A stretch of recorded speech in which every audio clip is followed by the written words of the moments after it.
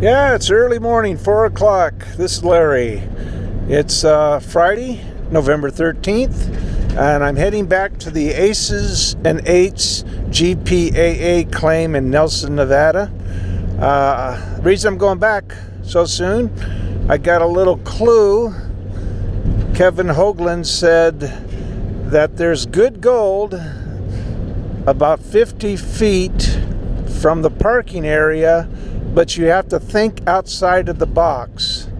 So that's it's not a great clue, but I'm gonna have to run with it. I think as soon as the Pick and Shovel Gazette from GPAA comes out pretty soon, it'll have this claim in there, and then everybody will be there. So I'm trying to get a jump on the crowds and get some of that good gold he's talking about before it's all gone. Well, we'll see if I can think outside of the box enough to find it. So I've got a long journey. I'm on my way. Yeah, it's a cold morning. It's 6:15 and it's only 41 degrees. So gonna be a little nippy out there this morning. I have to do a lot of quick shoveling. Well, I've got about let's see what I've got. About 70 miles to go, 65, 70 miles. So that's not too bad. And it looks like it's going to be a beautiful day, beautiful sunny day, although it will be cold, but you know, can't have everything. What we call cold in California, back east you'd call t-shirt weather, because I lived back there before. But once you get away from there, you're not used to it anymore. So it's in the 40s right now, and I think it's supposed to get up the hottest today, maybe 62. I might be long gone by the time it gets there in the afternoon. I don't know. Yeah, I'm pretty sure today that Jeff Williams and also Steve, they call him Desert Steve from Desert Outfitters, I think they're going to be working on a claim right above where I'll be working. I don't know if I'll actually see them today, but I probably won't have time to go up there. So unless they pass by where I'm at, I may not see them. But hopefully they'll find something too. They're going to have a few people up there. All right, so got probably about 40 miles to go. There's the Colton mine, 1897. Let's see what it says on the plaque.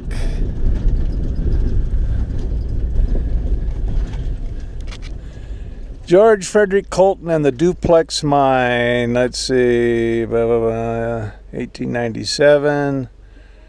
The earliest claim of importance in the Searchlight Mining District. Let's see.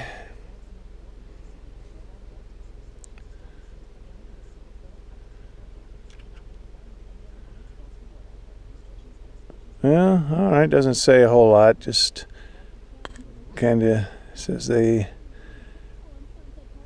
or Searchlight. The reason they call it Searchlight, this area, was either taken from a popular brand of matches or a reference to the need for a searchlight to find the gold in this region. All right. Colton Searchlight claim, New Year's gift claim, later became the Duplex claim. The Duplex mine was one of the important mines in the area, along with the larger quartzite, instead of quartzite, it's quartzite mine. All right. Another thing Kevin Hoagland said about this claim, he called it a real prospector's claim. He says you don't just walk out there and just automatically find gold everywhere. You're going to have to use all your expertise. But he says it's there. And I was there a couple weeks ago, whatever it was, and I got some samples, and I found a little bit. But hoping I can get on the gold a little more this time. I don't know if I will, but give it a shot. All right, here's where you turn off to go to Nelson, and they've got a little monument here, El Dorado Canyon, head of steamboat navigation in Nevada. Site of the mining boom. Let's see. From here runs east from here to the Colorado River. Okay, let's see. I guess they're talking about the mine district, the Tehachacup, Wall Street, and the El Dorado Rand Group yielded over $8 million worth back in the old days. Gold and silver starting in 1859. It says before the construction of Hoover Dam, this portion of the Colorado River was you're able to navigate on it, and there were steamboats and barges that would haul freight and goods 350 miles from the Gulf of California to the mouth of El Dorado Canyon and upriver. Okay. Well, I'm on the final leg to get there.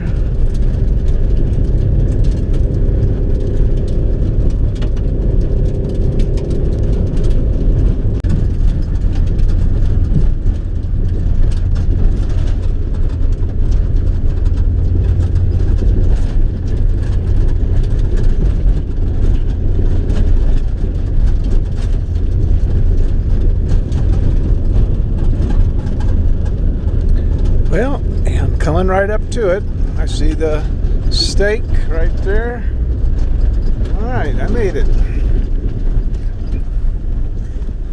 Okay, pull into here. So it's about 20 to 9, so now I got to get to work. Looks like it's not too breezy out there. Well, yeah, it is up there because I want to set up the dry washer. So I got my panning station set up, dry washer all set up, tested it, it's working fine. And I just got to go try to find some gold. The best way, of course, if I knew exactly where it was, I'd set up the dry washer there, but I'm just going to set it up here for now anyway, and just haul the dirt back here. Okay, so I'm walking around trying to think outside of the box. Now, the box would tell me right here in this little creek, dry creek bed here would be a good place. But I've got to think outside of the box, so let me try to figure it out. Well, I think I'm going to have to start thinking in the box to begin with. I'm not sure exactly what outside the box would be here. It'll take a little trial and error on that. But I want to, this looks like a good place. You got a wash coming down here, then it meets up with this wash, so I'm going to try right in this area. My setup's way down there, so just have to carry things a little ways. If it proves beneficial, I could always move the operation up here, I guess. Ground here is pretty hard, which is a good thing for finding gold, a bad thing for digging. But you can't have both things, I guess. I think I'm into even a little bit of a clay layer, maybe. Something similar to clay anyway.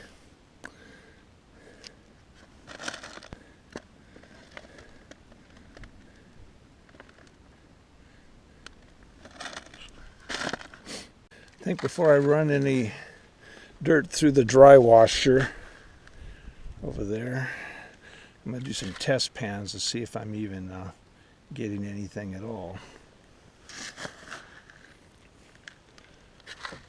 I'm starting to see a little more black sands, and I do see there's a micro speck there.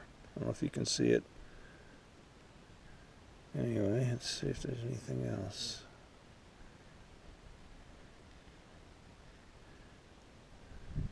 Nothing to brag about.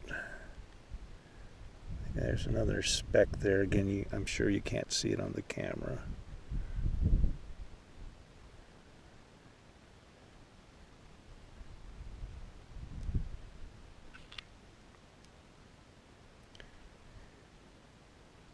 Well, one thing I can say for certainty, after running a bunch of test pans, I am not on the gold. I mean, I saw a couple little micron specks. That was about it. So I guess I'm going to have to do that thinking out of the box bit.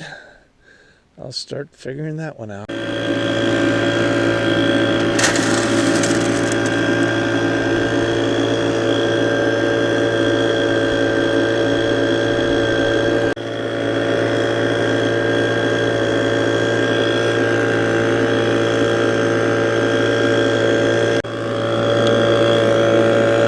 is a beautiful day out here. It's really not too cold anymore. It feels just about right. And just going to keep shoveling dirt in here and then do a cleanup eventually. See if I'm getting onto anything.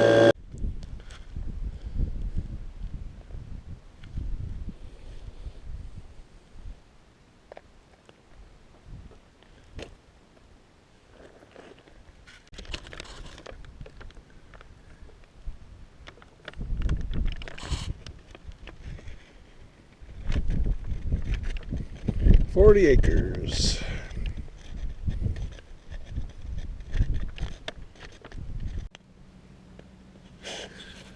Well, there goes Steve Lindley from Desert Outfitters. I guess he said Jeff Williams is already up on the claim. And so they're going to head up there. They actually have with them the Mine Labs 7000. You know, I think it costs like $12,000, $15,000. They got that with them. But he said it's all really flower gold here. And well, I don't care as long as I find something. So I got some concentrates from the dry washer. Yeah, I think he's got one guy with him from England he's going to take up there, he said, and another one or two coming tomorrow.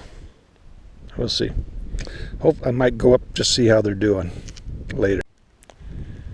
Well, I went through the concentrates from the dry washer and I got nothing, so I'm just not on any gold here. Now, Steve Lindley there from Desert Outfitters, Steve Johnson, they said I could go up and work on their claim tomorrow if I hang out here. I might just go up there to look at their operation later today. Well, we'll see. I'll see how I do here. If I do here, I'll just stick with this. I wasn't really planning on being here tomorrow, so I'd have to get a place to stay and everything. So I don't know. I'll just keep. Now they seem to think. See, Kevin Hoagland said where you park and you'll find gold within 50 feet if you think out of the box. They seem to think he was way up at some pad on the other end of this claim. It's 40 acres. I don't know if you can drive up there and that's the pad and then you pull off and that's what he's talking about. But I'm just going to have to look around, I guess. Do a little more exploring. So I climbed quite a ways up. Figured I'd get some samples on my way down. See if I find anything. So far I'm not doing too good. Last time I was here, I got a little bit. I mean, a little bit. It wasn't worth the trip, so I was hoping to do better. But so far, not so much. Not so much. Well, I'll go through the sample I got, climb up the hill now, see if there's a speck in there. Hopefully there is.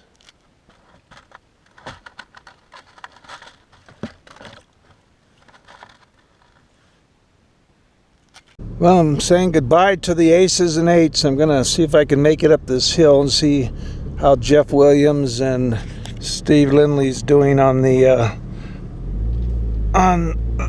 claim up there.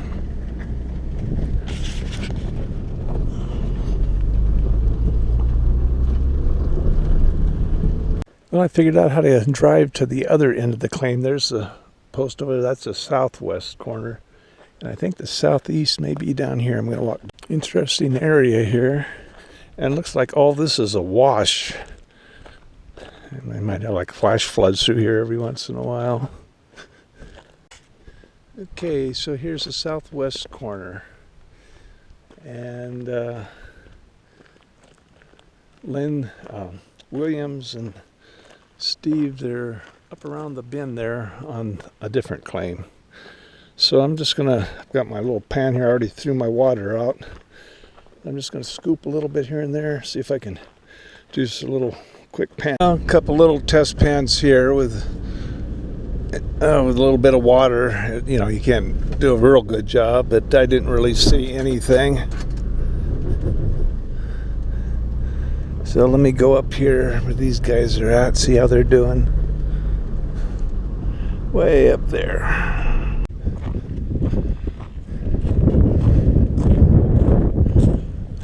Good.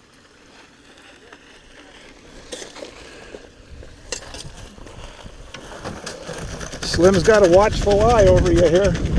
Yeah, I saw it. So you say you live in England, huh? Yeah. Well, how'd you hear about this deal? Anyway, so it's probably wider up top. Exactly. And came down. Now, where they had to dig down through all this soft conglomerate material that you see here, and you can see where they had a beam right there. There's the wood. Yeah. There's a beam there, a beam there, and a beam there. Now, so they blasted down through here, and you can see that the bedrock's up there, and then it's down here. So you got this about 50 to 60 degree angle. They put a collar in, and of course, obviously they either tore it out or they wrote it away, and I'm standing on it. So one or the other.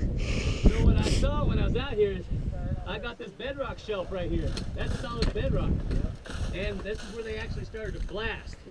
So, and of course it petered out down there. And the only thing that makes me nervous is if you go behind here, you'll see a deeper shaft with a plug on it. Oh. And it goes at a 45, so I'm literally standing on top of it. Okay. It'll be a little uneasy, but I'll be fine because I'll grab on. So You're used to it. So You can grab on Steve and pull him down. I thought, oh, this is a good opportunity to get some of that virgin ground on bedrock, which is this right here. This is all bedrock. See that? I mean, this is almost a perfect scenario because I'm down here below the bedrock, so I can scoop off of it instead of trying to get it into my bucket. So what I'm doing is I'm looking. See where that's real hard? Yep. It looks like it hasn't been messed with in forever. And then right above it, I got these loose gravels right here.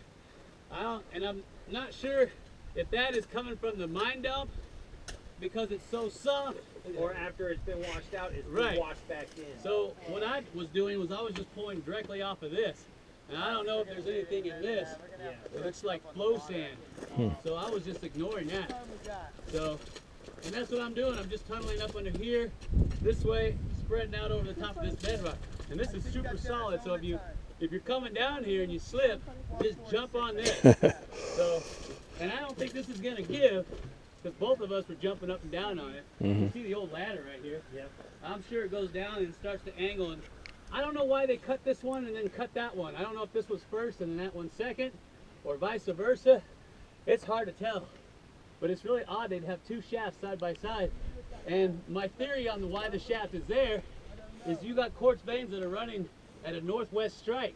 Okay. So if you notice, they pulled those veins out over there. You can see where they actually tunneled to get some of them out. They got gold in them. I sampled them. I know there's gold in them. My theory is, just because of the way it looks, is that they came in over here, dropped the shaft down, got way up underneath those quartz veins, then they cross-cut this direction to get up underneath them and started coming up. Oh. That's my theory because I'm looking at the mine dumps, and that's what it looks like. And there's a lot of pyrite in that ore too. I don't like that. I want that pre-mill oxidized gold. What kind of mineral mostly is the gold in here? You got quartz monzite, which is inside of all this andesite. The andesite's the volcanic rock that you see. Okay. And wherever you see where it changes color to a green color, Uh-huh. and it hosts a vein in it, that green is chlorite. It's a great precipitant of gold. It actually will put it in solution. So what? Does it go down that way? It did at one time, it looks like. Yeah, it looks like it started to arc this direction. Now, this one's sitting on top of that one, the one that's right behind me, which is kind of odd. Why would they sink two shafts next to each other? So I don't know if this is a newer one or an older one compared to that. Now that's the big one. And like I was telling him, I think they went down and at a 45, and then they Okay, here's one of the old mines here.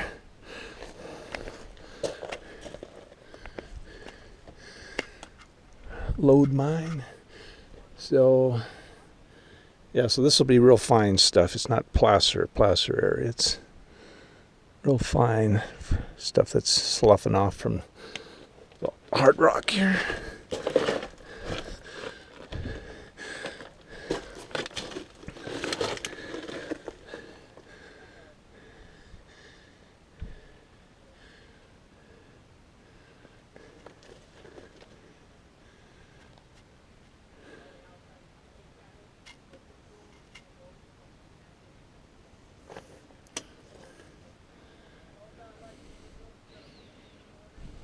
Here's another one. You can see the timber in there.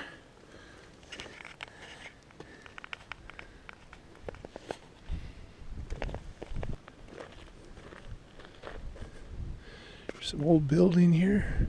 Looks like there might be another shaft way up there. I'm not going to climb up though. It's a little slick. And the secondary is usually RDX or some other explosive that will go off first, set off the secondary, and then that will set off your primary. So as long as you're not crazy with the caps, you'll be fine. Don't sit on them. Don't bite into them. I see one kid do that on the news. Took half his jaw off because of the simple fact they didn't mess with it. But you can see the iron in it, right? Yeah. So that's a when good we were in sign. the vein, when we were in the mine. Remember how it was like all white and didn't have any of that red in it? But now you can see the red in it. So that would be more likely to Bingo. have gold in it than those if they left the vein in the Pushed against each other and then they fractured open, and then this is where this silica solution came up through the bottom of a batholith. Well, this is where that fault line runs down the middle, creating this wash, and this is probably the rest of that vein that's shifted up this way. And of course you can see they really chased it, and then the fault bends, and you can see where they popped out the side there. Well, I sampled this yesterday and there's gold in it. Yeah. So, and you can see where they chased it. This would be considered the hanging wall.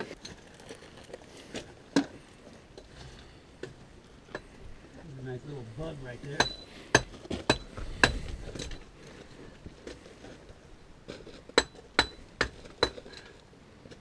See that bug?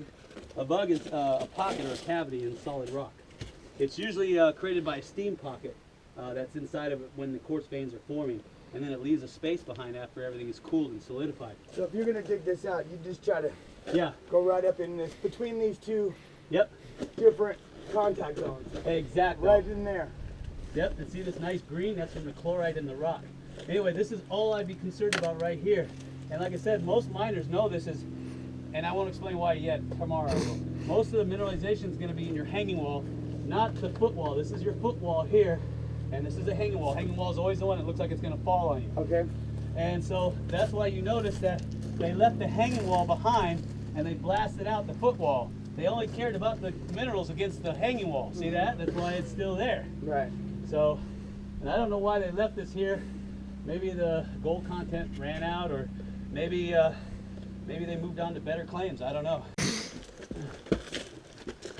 Plus, you like doing this to take your frustrations out.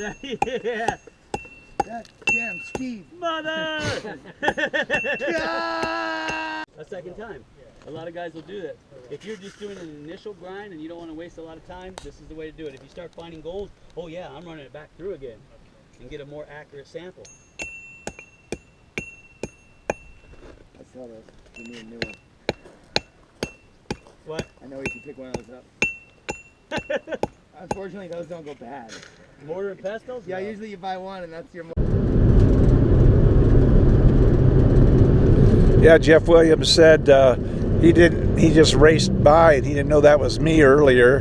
He saw somebody dry washing out there, and he says, "What's that guy dry washing that down there for? There's nothing there."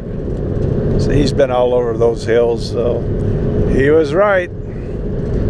I guess there's some gold there someplace on that claim, but I don't know where it is. I didn't find it. I have the feeling it's more at that other end, right? Because just doing those quick little pans with a water bottle. I think if there isn't anything, it would be over there. But I'm wondering if there's much of anything. So I guess it's all settled. I am going back tomorrow on Steve's claim this time for another round. It's just like I say, there's like flour gold there, real fine stuff. It's just what's broken off from the low mine areas is what it is. It's not like a placer area.